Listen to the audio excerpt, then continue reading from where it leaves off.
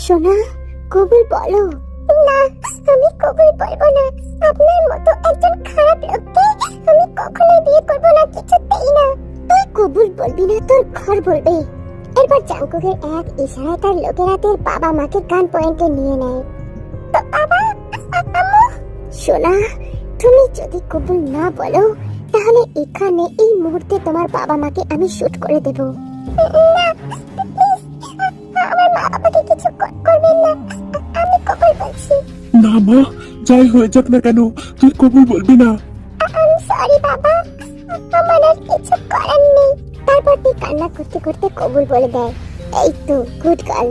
সোনা, আমাদের বিয়ে হয়ে গেছে, চলো তোমার বাবা মার কাছ থেকে সালামটা নিয়ে আসি। এটা তুই কি করলি মা? আমি সরি বাবা, এটা করা ছাড়া আমার হাতে কোনো উপায় ছিল না। আমি কবুল না বললে ওই গুন্ডাটা তোমাদের মেরে দিত। জিন্তু সেই তখন থেকে কেঁদেই যাচ্ছে।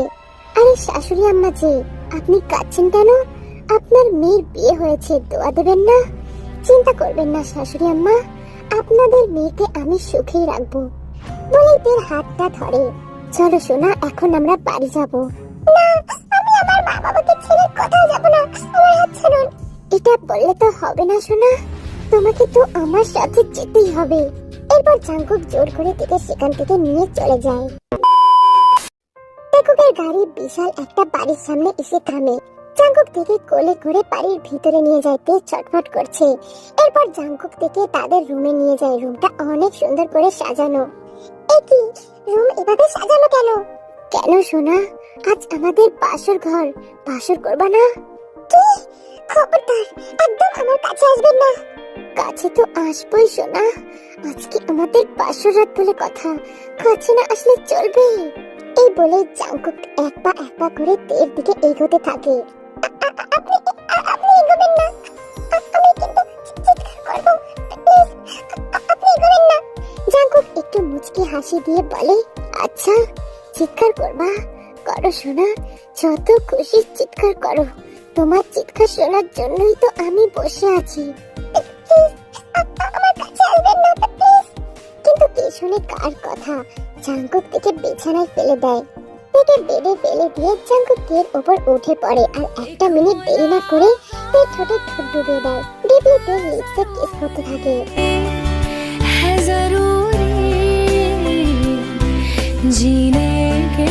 জাঙ্কুক উন্মাদের মতো তার ঠোঁটে কিস করছিল, বাইট করছিল। এতে যে তার কষ্ট হচ্ছে তাতে জাঙ্কুকের কিছু যাই আসে না, সে তো শুধু তার ঠোঁটের স্বাদ নিতে ব্যস্ত। প্রায় 5 মিনিট একটানা কিস করার পর জাঙ্কুক তার ঠোঁট ছেড়ে জোরে জোরে হাঁপাতে থাকে। তেও হাঁপাচ্ছে আর ধাক্কা দিচ্ছে জাঙ্কুককে। অসভ্য লোক, ছাড়ুন আমায়, গুন্ডা একটা, সহ্য করে না একটা মেয়ে।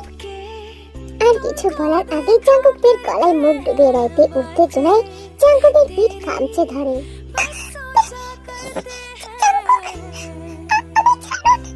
তের উত্তেজনা বেড়ে চলেছে। জাঙ্কুকের ছোঁয়ায় তের মনের মধ্যে প্রজাপতিগুলো যেন বাইরে বেরিয়ে আসছে। জাঙ্কুক জোরে জোরে বাইট করতে থাকে, সফট সফট কিস করে। এবার তের ছটফটানি একটু কমে যায়। যত যাই হোক, এই ছোঁয়াতে আর যাই হোক ঠিক থাকা যায় না। বেশ কিছুক্ষণ কিস করার পর জাঙ্কুক তের কানের কাছে মুখ নিয়ে বলে, সোনা, আজকের রাতটা আমার কাছে অনেক স্মরণীয়। কিন্তু তে জাঙ্কুকের কথা শুনে না, ছটফট করতে থাকে। বেশি ছটফট করলে আমি কিন্তু বেশি ব্যথা দেব। আমার সাথে এমন করবে না, আমাকে বলে তুই উঠে যেতে নেয়। কিন্তু জাঙ্কুক থেকে খপ করে ধরে ফেলে, তাকে বিছানার সাথে চেপে ধরে তার ঠোঁটের উপর নিজের ঠোঁট বসিয়ে দেয়। তার নিঃশ্বাস বন্ধ হয়ে আসছিল। এরপর জাঙ্কুক তার ঠোঁট ছেড়ে দেয় আর মেয়েকে কিস করতে থাকে। জাঙ্কুক কিস কম করছিল আর বাইট বেশি করছিল। তাই নিজেকে ছাড়ানোর বৃথা চেষ্টা করছিল, কিন্তু জাঙ্কুকের শক্তির কাছে তা কিছুই না। এরপর জাঙ্কুক তার বুকের থেকে আঁচলটা সরিয়ে ফেলে আর তার জোরে করে চাপ মারে। কিন্তু জাঙ্কুক তো তের কথা শুনে না, আরো জোরে করে চাপ মারে।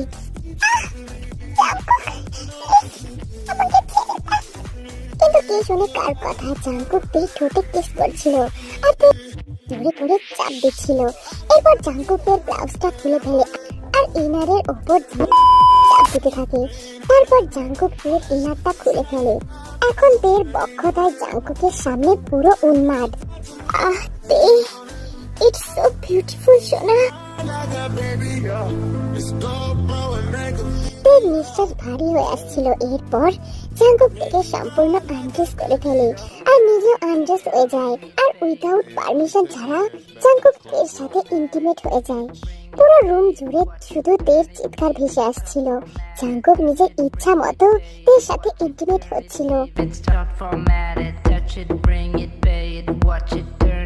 এক পর্যায়ে তে সেন্সলেস হয়ে যায়, কিন্তু জাঙ্কুকের সেদিকে কোনো খেয়ালই নেই। সারা রাত ধরে জাঙ্কুকের উপরে রোমান্টিক অত্যাচার চালায়। Bust a bus back and just put a lock on the town. Now know my bitches be coming from miles around. See, they be coming, cause they know how to gog it down. Turn it up, now you know who holding the throne, so give me the crown. Niggas still looking and trying to give me a pound. I don't really fuck with you niggas is clowns. পরের দিন বেলা 9টার দিকে তের scenes আসে। তে দেখে Jungkook তাকে আষ্টে পৃষ্ঠে জড়িয়ে ধরে ঘুমিয়ে আছে। তে জাঙ্কুকের থেকে নিজেকে কোনো মতে ছাড়িয়ে বাথরুমে চলে যায় আর শাওয়ার অন করে অঝরে কান্না করতে থাকে। মা, বাবা, আমার সব শেষ হয়ে গেল বলে আরো কান্না করতে থাকে। তে ফ্লোরে বসে কান্না করছিল আর ভাবছিল 1 মাস আগে তার জীবনটা কেমন ছিল আর এখন কেমন হয়ে গেল। চলুন আমরা 1 মাস আগে থেকে ঘুরে আসি, ঠিক কি ঘটেছিল দেখে আসি। আজকে ক্লাসে অনেক মজা হয়েছে তাই না তুই? ঠিক বলেছিস, সত্যি সুগা আসলে অনেক মজার মানুষ। এদিকে সুগার নাম শুনে আমাদের জিমিনার তো লজ্জায় গাল দুটো লাল হয়ে যায়। ওরে বাবালে, নাম শুনেই এই অবস্থা। যেদিন সুগাকে মনের কথা বলবি সেদিন না জানি কি হয়। উফ তে, চুপ করবি তুই না, শুধু ফালতু কথা বলিস, বুঝিস না আমার লজ্জা লাগে। তে আর জিমিন কথা বলতে বলতে রাস্তা দিয়ে হাঁটছিল। এমন সময় তারা মাঝ রাস্তায় অনেক মানুষের ভিড় দেখতে পায়। জিমিন, ওখানে কিসের ভিড় রে? কি জানি তে, কি হয়েছে? চল তো গিয়ে দেখি। এরপর তে আর জিমিন ভিড় ঠেলে ভালোভাবে লক্ষ্য করে দেখে কতগুলো স্যুট বুট পরা লোক কিছু গুন্ডা টাইপের লোকদের লাঠি দিয়ে পিটাচ্ছে। এর কিছুক্ষণ পর সেখানে একটা বড় কালো গাড়ি এসে থামে। স্যুট বুট পরা লোকেদের মধ্যে একজন গিয়ে গাড়ির দরজাটা খুলে দেয় আর গাড়ির দরজা খুলতে ভিতর থেকে একজন সুদর্শন ছেলে নেমে আসে। বস, আমরা আপনার কথা মতো এদেরকে ধরে এনেছি। আমার গান। গার্ডদের মধ্যে থাকা একজন তাদের বসের হাতে গান তুলে দেয়। এতক্ষণ মার খাওয়া লোকগুলো তাদের বসকে দেখে তার পায়ে পড়ে যায়। ও বস, দয়া করে এবারের মতো মাফ করে দিন। এই ভুল আমরা আর জীবনেও করব না। প্লিজ এবারের মতো ছেড়ে দিন আমাদের। এই কথা আমার সাথে চিট করার আগে ভাবা উচিত ছিল যে জীবন জাঙ্কুকের সাথে বেইমানি করার ফল কি হতে পারে। এই বলে জাঙ্কুক এই লোকগুলোকে শুট করে দেয়। এতক্ষণ তে সবকিছু দেখছিল, কিন্তু জাঙ্কুক যখন ওই লোকগুলোকে মেরে ফেললো তে আর চুপ থাকতে পারলো না। হেই স্টপ ইট, কি হচ্ছে কি এখানে? তের চিৎকার শুনে জাঙ্কুক অনেক রাগে দৃষ্টি দিয়ে তের দিকে তাকায়, কিন্তু তেকে দেখে জাঙ্কুকের সব রাগ যেন উধাও হয়ে যায়। এই যে মিস্টার, আপনি কি মানুষ না অন্য কিছু? কিভাবে পারলেন এই লোকগুলোকে মেরে ফেলতে? তে কথা বলতে বলতে জাঙ্কুকের অনেক কাছে চলে আসে। গার্ডরা থেকে বাধা দিতে চাইলে জাঙ্কুক ইশারায় তাদেরকে থামিয়ে দেয়, কিন্তু তের সেদিকে কোনো হুঁশই নাই। সে তার জাঙ্কুকের কথা শুনিয়ে যাচ্ছে। Your eyes so beautiful. What? শুধু তোমার চোখ দুটোই নয়, তোমার প্রত্যেকটা body part beautiful. You rascal! তে জাঙ্কুককে চড় মারার জন্য হাত তুলতেই জাঙ্কুক তের হাত ধরে ফেলে। এত নরম হাত, এই হাত তো মারার জন্য নয়, আদর করার জন্য। শোনা, ছাড়ুন বলছি, আমার হাত ছাড়ুন। জাঙ্কুক তের হাত ছেড়ে দেয়। তখনই জিমিন সেখানে আসে। জিমিন তেকে সেখান থেকে নিয়ে চলে যায়। জাঙ্কুক তার গার্ডদের বলে, মেয়েটা কে? জানি না বস। কি করে? তাও জানি না। কিছুই জানো না মানে কি? আজকের মধ্যে তার অল ডিটেইলস আমার চাই, ইমিডিয়েটলি, ফাস্ট। ওকে বস, আজ রাতের মধ্যে আপনি মেয়েটার সব ডিটেলস পেয়ে যাবেন। তুই জানিস তুই কার সাথে তর্ক করছিস? কে ওই বদমেজাজি শুনি? অসভ্য একটা। উনি হচ্ছে এই শহরের সবথেকে বড় ডন, জীবন জাঙ্কুক। আর তুই কিনা তার সাথে ঝগড়া করলি? ডন ডন হোক বা যাই হোক, তাতে আমার কি? মানুষগুলোকে এভাবে মেরে ফেললো, তাও পাবলিকের সামনে। তোদের মতো বিদ্যুতের জন্য ওরা আরো আশকারা পায়। জাঙ্কুক নিজের রুমে বসে ড্রিঙ্কস করছিল আর তের কথাই ভাবছিল। তের কথা ভেবে জাঙ্কুক টেবিল হাসি দিচ্ছিল। এমন সময় গার্ডরা জাঙ্কুকের রুমে আসে। বস, আপনার কথা মতো আমরা ওই মেয়েটার খোঁজ নিয়ে ফেলেছি। গুড। মেয়েটার নাম কি? মেয়েটার নাম তে। আচ্ছা, তারপর ওর বাবার নাম কি? বস, আপনি তাকে খুব ভালো করেই চেনেন। আচ্ছা, কে সে? এই শহরের সব থেকে ধনী businessman Kim Namjoon. Kim Namjoon আর কিম শিওকচিনের একমাত্র আদরের মেয়ে কিম তাইয়ং, হরপে তে। আজ যখন আপনার সাথে ওনার দেখা হয়েছিল তখন তিনি ভার্সিটি থেকে বাড়িতে ফিরছিল, আর ওনার সাথে যে আর একটা মেয়ে ছিল না, সেটা হচ্ছে কিম তেয়ং এর best friend Jimin. Miss Kim তের বাবা ধনী হলেও তের বিন্দু মাত্র অহংকার নেই। সে সাধারণ মেয়ের মতনই জীবনযাপন করে। ও আচ্ছা, তুমি খোঁজ নাও ওই মেয়ে কখন কোথায় যায়। এন্ড শোনো, ওকে যদি কোনো ছেলের সাথে দেখো তাহলে সেই ছেলেকে ওখানে শুট করে দেবে। বস, মেয়েটা খুবই চঞ্চল স্বভাবের, কিন্তু কোনো রিলেশন করে না। এইটুকু খবরই জোগাড় করতে পেরেছি বস। গুড, এটাই চলবে। তোমরা এখন এখান থেকে যাও। জাঙ্কুকের কথা মতো গার্ডরা চলে যায় আর জাঙ্কুক নিজেই নিজেকে বলে, কিম নামজুনের মেয়ে কিম তাইয়ং, হরপে তে, তোমাকে তো আমি আমার করেই ছাড়বো সোনা। পরের দিন তে আর জিমিন ভার্সিটি থেকে বাড়ি ফেরার পথে হঠাৎ একটা গাড়ি এসে তাদের সামনে থামে আর গাড়ি থেকে জাঙ্কুক বেরিয়ে আসে। এটা কোন ধরনের অসভ্যতামি মিস্টার? এভাবে আমাদের রাস্তা আটকানোর মানে কি? দেখো তে, কি আপনি আমার নাম জানলেন কি করে? শুধু নাম না সোনা, তোমার ব্যাপারে অল ডিটেইলস জানি। দেখো, ঘুরিয়ে পেঁচিয়ে কথা বলার স্বভাব আমার নেই। যা বলার ডাইরেক্টলি বলছি। আমি তোমাকে ভালোবাসি আর তোমাকেই বিয়ে করতে চাই। কি? কালকে মাত্র আমাদের দেখা হলো আর আজকে নাকি আপনি বলছেন আমাকে ভালোবাসেন, আবার বিয়ে করবেন? কি ভেবেছেন? আপনি ভাবলেন কি করে আপনার মতো একটা খুনি গুন্ডাকে আমি বিয়ে করব? তের কথায় জাঙ্কুক অনেক রেগে যায় আর তের খুব কাছে গিয়ে বলে, দেখো, তুমি চাও বা না চাও, বিয়ে তো তোমার আমাকেই করতে হবে সোনা। এই কথা বলে জাঙ্কুক তের গালে চুমু দিয়ে সেখান থেকে চলে যায়। এবার কি করবি তে তুই? ওই ডনটা কিন্তু তোকে প্রপোজ করে গেল আর সাথে কিসও করে গেল। আমার মনে হয় আঙ্কেলকে সবটা জানানো উচিত। আরে দূর পাগলি, না না, বাবাকে এসব জানানোর কোনো দরকার নাই। এটা আমি নিজেই সামলাতে পারবো। শুধু তো একটা সাধারণ ছেলে, দেখ না কেমন ভাবে ঘোরাই। মিস্টার কিম, আমি এখানে আপনার কাছে পারমিশন নিতে আসিনি। আমার মনে হলো আপনাকে বিষয়টা জানিয়ে রাখা ভালো, তাই জানালাম। আর বিয়ে তো আমি আপনার মেয়েকেই করব। তাহলে এখন আসি হব শ্বশুর মশাই। এরপর জাঙ্কুক সেখান থেকে চলে যায় আর নামজুন তাড়াতাড়ি বাসায় চলে আসে। কি তুমি এই সময় বাসায়? কিছু কি হয়েছে? তে কোথায়? তেকে ডাকো তাড়াতাড়ি। এই তো রুমে আছে। কেন, কিছু কি হয়েছে? দাঁড়াও, আমি ডাকছি। জিনা ডাকিতে নিচে চলে আসে। নামজুন জিনার থেকে অফিসের সব ঘটনা খুলে বলে। এত কিছু হয়ে গেছে আর তুই আমায় কিছু জানাসনি? অ্যাকচুয়ালি পাপা, আমি ভেবেছিলাম এটা আমি নিজেই হ্যান্ডেল করতে পারবো।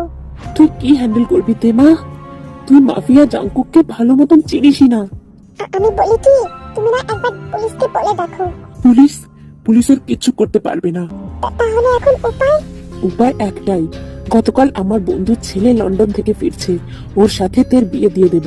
যদি একবার লন্ডনে পাঠিয়ে দিতে পারি তাহলে ওই জাঙ্কুক আমার মেয়ের আর কিচ্ছু করতে পারবে না। ওরাই তো প্রথম বিয়ের প্রস্তাব দিয়েছিল, কিন্তু তখন পড়াশোনার কথা ভেবে আমি রাজি হইনি। কিন্তু এখন আমাকে রাজি হতেই হবে, আর ওই ছেলের সাথেই তের বিয়ে হবে। কিন্তু পাপা। কোনো কিন্তু না তে, আমি যা বলেছি তাই হবে। আমি এই নিয়ে আর কোনো কথা শুনতে চাই না। আর কথা না বাড়িয়ে সেখান থেকে চলে যায়। আর এদিকে নামজুন ছেলের বাড়ির লোকের সাথে কথা বলে সবকিছু ফাইনাল করে নেয়। আজকে শুক্রবার বিয়ের ডেট ঠিক করা হয়। বিয়ের দিন তাই সুন্দর করে সেজে গুজে বসে আছে, কিন্তু বরের আসার কোনো নামই নাই। কি গো, অনেকক্ষণ তো হয়ে গেল, বরের বাড়ি থেকে তো কেউ এলো না। তুমি এক কাজ করো, তুমি একটু তোমার বন্ধুকে ফোন করে দেখো না। জিনের কথা মতো নামজুন তার বন্ধুকে ফোন করে, কিন্তু নামজুন যা শুনতে পায় তাতে নামজুন স্তব্ধ হয়ে যায়। কি হয়েছে? কি বললো তোমার বন্ধু? আর এখন আসছে না কেন? সে বলল তারা যখন এখানে আসছিল তখন জামাইকে নাকি কয়েকজন গুন্ডারা তুলে নিয়ে গেছে। কি বলছো তুমি? তখনই জাঙ্কুক সেখানে তার দলবল নিয়ে প্রবেশ করে। জাঙ্কুককে দেখে নামজুন অনেকটা রেগে যায়। জাঙ্কুকের শার্টের কলার চেপে ধরে। আমি জানি আমার মেয়ের জামাইকে তুই কিডন্যাপ করেছিস, বল তাকে কোথায় রেখেছিস বল। রিল্যাক্স হবু শ্বশুর মশাই, এত রাখছেন কেন? আর আপনি কি ভেবেছেন মেয়েকে লুকিয়ে বিয়ে দিলে আমি টের পাবো না? ভুল ভাবছেন শ্বশুর মশাই। আপনার মেয়েকে যখন বলেছি আমি বিয়ে করব, তো সে পুরোপুরি আমারই হবে। তুমি কিন্তু এবার বেশি বাড়াবাড়ি করছো, আমি কিন্তু তোমাকে পুলিশে দেব। জাঙ্কুক একটু হেসে বলে, আচ্ছা আপনি আমাকে পুলিশের ভয় দেখাচ্ছেন?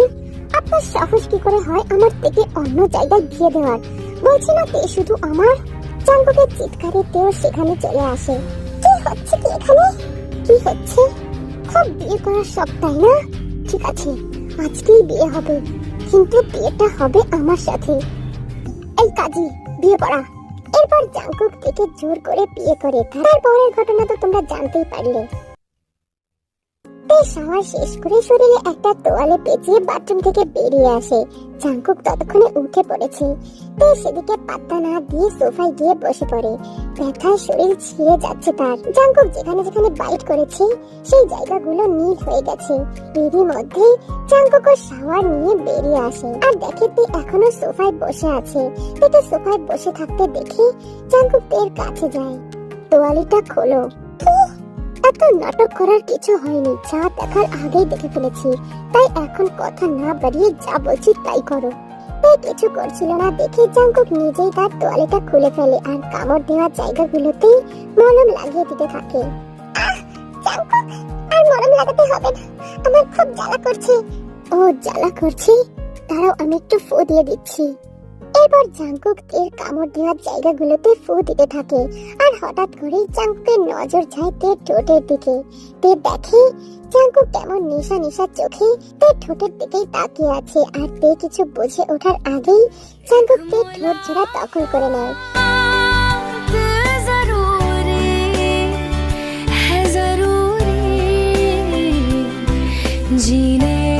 জাঙ্কুক খুব ডিপলি তের ঠোঁটে কিস করছিল। তে জাঙ্কুককে নিজে থেকে ছাড়ানোর জন্য জাঙ্কুককে জোরে করে ধাক্কা দেয়। এতে জাঙ্কুক অনেকটাই রেগে যায় আর তের গলা চেপে ধরে। তোর সাথে ভালো ব্যবহার করছি, সেটা তোর ভালো লাগছে না? বুঝেছি, এখন থেকে তোর সাথে এমনটাই করতে হবে। জাঙ্কুক, ছাড়ো, আমার কষ্ট হচ্ছে। এরপর জাঙ্কুক থেকে ছেড়ে রুম থেকে চলে যায় আর সারা দিনেও তের সাথে একটা বারও দেখা করেনি। এদিকে তেও সারাদিন রুম থেকে বের হয়নি আর কিছু খায়ওনি।